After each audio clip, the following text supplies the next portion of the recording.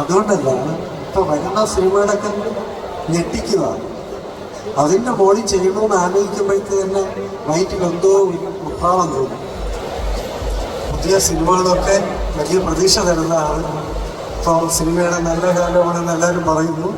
വന്ന സിനിമകളൊക്കെ എല്ലാവർക്കും നന്നായി ആഘോഷിക്കാനും സന്തോഷിക്കാനും പറ്റിയ സിനിമകളാണ് ഇപ്പോൾ വരുന്നതും. നമ്മളെ ഈ സിനിമകളൊക്കെ തന്നെ ജനം വലിയ പ്രതീക്ഷയോടെ കാത്തിരിക്കുന്നതാണ്.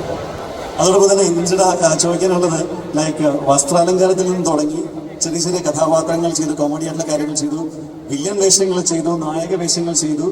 ഒരു സംവിധാന മേലങ്കി കുപ്പായം അണിയുന്നുണ്ടാവും എപ്പോഴെങ്കിലും? അതൊരു പാലിച്ച പണിയാണ്. അത് ഈ ബോഡിക്ക് ചേരുമെന്ന് തോന്നുന്നു. ഇല്ല, ഇന്ദ്രൻ ചേട്ടൻ്റെ അല്ലെ എന്തോരം കഥകൾ കാണും. എന്തെങ്കിലും കഥകൾ പറയാനുള്ള ഇതുണ്ടാവും. എനിക്ക് തോന്നുന്നു ഇന്ദ്രൻ ചേട്ടൻ എപ്പോഴെങ്കിലും ഒരു സമയത്ത് ഒരു സിനിമ സംവിധാനം ചെയ്യുക. അത്രമാത്രം കഥകൾ എത്ര വർഷങ്ങളായി നമ്മുടെ മലയാള സിനിമ ഇൻഡസ്ട്രിയിലുണ്ടെന്നറിയാം. അങ്ങനെ ചിന്തിക്കണം ഇന്ദ്രൻ ചേട്ടൻ. അങ്ങനെ ഇന്ദ്രൻ ചേട്ടൻ എത്രയോ സിനിമകൾ വർക്ക് ചെയ്ത ആളാണ്. അതുകൊണ്ടല്ല ഇപ്പൊ വരുന്ന സിനിമകളൊക്കെ ഞെട്ടിക്കുക. അതിൻ്റെ മോളിൽ ചെയ്യണമെന്ന് ആലോചിക്കുമ്പോഴത്തെ തന്നെ വയറ്റിൽ എന്തോ ഉത്രാളം തോന്നും.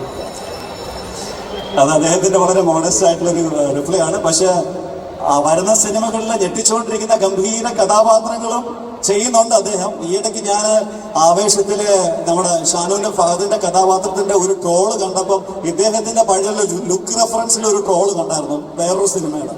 അപ്പൊ അത്രമാത്രം ഇതിലാണ് ആളുകൾ ഇന്ദ്രൻ സാറിനെ കാണുന്നത്. Thank you. ഒരു ഗംഭീര കൈയടി for one and only Indran sir.